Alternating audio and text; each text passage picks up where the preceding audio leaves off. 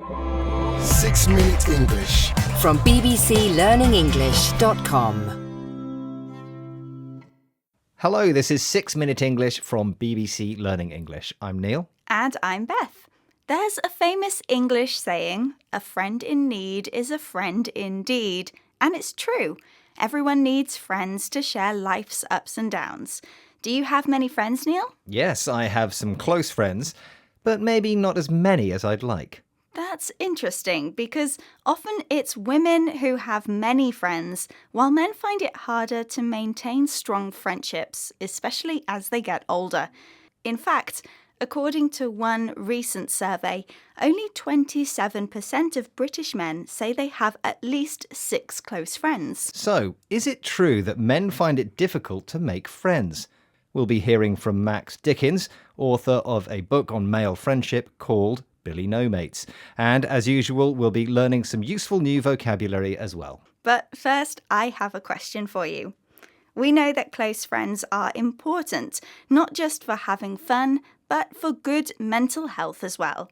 So, according to research by Oxford University's Institute of Cognitive Anthropology, how many close friends do we need for our mental well-being? Is it A, 5, B, 10, or C, 20?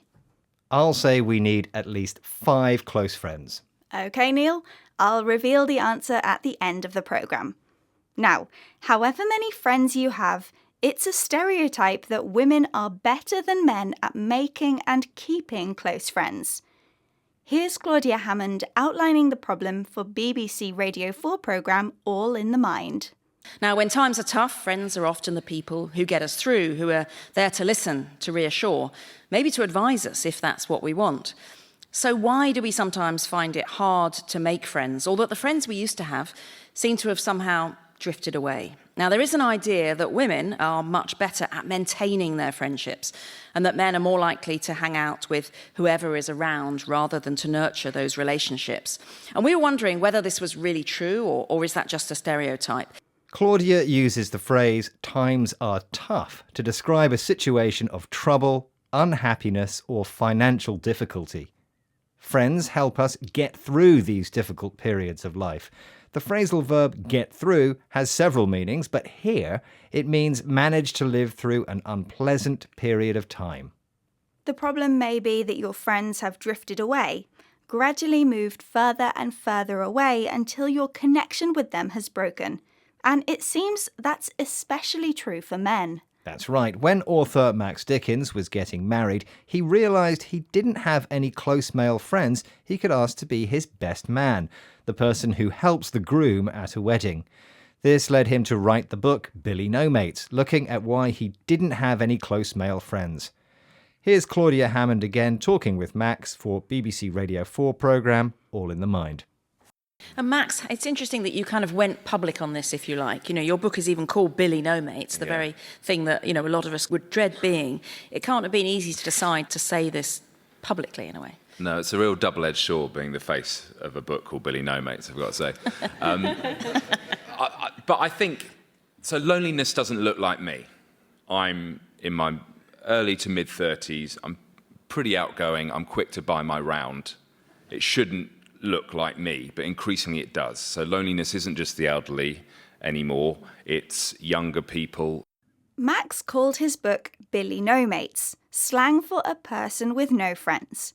It's a memorable book title, but Max says being the public face of a book called Billy No Mates is a double-edged sword, something with unfavourable as well as favourable consequences. In fact, Max doesn't look like someone with no friends. He's young, generous and outgoing, an adjective describing someone who's friendly and enjoys meeting people. But increasingly, loneliness is affecting younger men, thanks partly to social media, which can make it seem as though everyone is having a great time with their mates, except you. Max thinks the answer is getting out and meeting people in third spaces, places like sports clubs or reading groups, which are separate from either home or work. All of which helps get closer to the magical number of friends needed for good mental health. I think it's time you revealed the answer to your question, Beth. Yes, I asked how many close friends we need for our mental well-being. You said it was 5, which was the correct answer. According to Oxford University's Professor Robin Dunbar, we need a core circle of 5 close friends, plus a wider support network of about 10, making a total number of 15 friends for good mental health. Okay, let's recap the vocabulary from the programme, starting with the phrase times are tough, which describes periods of trouble or difficulty in life. If you get through something, you manage to live through a difficult situation. To drift away means to gradually move further apart from someone until your relationship with them eventually ends. Billy no mates is slang for someone who has no friends. A double-edged sword describes something with unfavourable as well as favourable consequences. And finally, the adjective outgoing describes someone who is very friendly and enjoys talking to people. Once again, our 6 minutes are up. Goodbye for now. Bye! 6 Minute English from bbclearningenglish.com.